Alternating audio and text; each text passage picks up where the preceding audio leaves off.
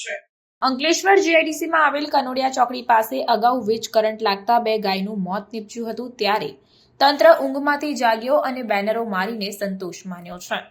અગાઉ વીજપોલના થાંભલા પાસે પાણી પીવા જતા 3 ગાયોને વીજ કરંટ લાગતા 2 ગાયોના સ્થળ પર જ કરુણ મોત નીપજ્યા હતા। તેમાં એક ગાયને બચાવી લેવામાં આવી, જેથી પશુપાલકે આક્ષેપ લગાવ્યો હતો કે વીજપોલમાંથી પાણીમાં વીજ કરંટ હોય ત્યારે તેમની ગાયોના મોત થયા હતા।